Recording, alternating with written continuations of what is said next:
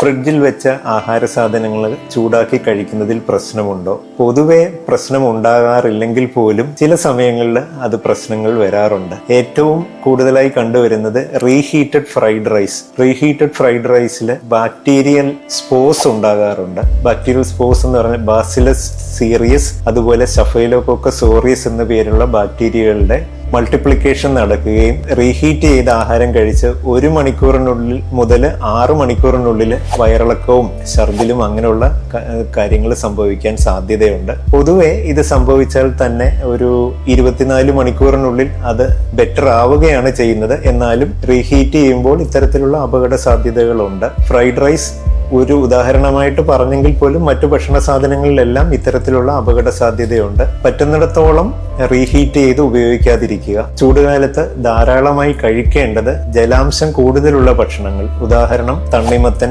മറ്റു പഴവർഗ്ഗങ്ങൾ കഴിക്കുമ്പോൾ ഹോൾ ഫ്രൂട്ടായിട്ട് കഴിക്കുന്നതായിരിക്കും നല്ലത്. ജ്യൂസ് അങ്ങനെ കഴിക്കുന്നതിനേക്കാൾ നല്ലത് ഹോൾ ഫ്രൂട്ട് കഴിക്കുമ്പോൾ നമുക്ക് അതിനകത്തുള്ള വൈറ്റമിൻസ്, ഫൈബർ അങ്ങനെയുള്ള ധാരാളം അംശങ്ങൾ പൂർണ്ണമായിട്ടും തന്നെ കിട്ടുന്നതായിരിക്കും. ജ്യൂസ് ആകുമ്പോൾ നമ്മൾ അതിന്റെ ഒരുപാട് കാര്യങ്ങൾ ഫിൽട്ടർ ചെയ്തിട്ട് മാത്രമാണ് നമുക്ക് കിട്ടുന്നത്. പിന്നെ ജ്യൂസിൽ മധുരം ആഡ് ചെയ്യുന്നതും ഒരു പരിധിവരെ അൺഹെൽത്തിയാണ്. ചൂടുകാലത്ത് എന്തൊക്കെ കഴിച്ചുകൂടാ എന്ന് ചോദിച്ചാൽ പ്രധാനമായിട്ടും കാർബണേറ്റഡ് ഡ്രിങ്ക്സിന്റെ ഉപയോഗം കുറയ്ക്കുക, ഫാസ്റ്റ് ഫുഡ്സ് കുറയ്ക്കുന്നത് നല്ലതായിരിക്കും. പിന്നെ അമിതമായ മധുരത്തിന്റെ ഉപയോഗം ഒഴിവാക്കുന്നത് നല്ലതായിരിക്കും. ധാരാളം വെള്ളം കുടിക്കുക.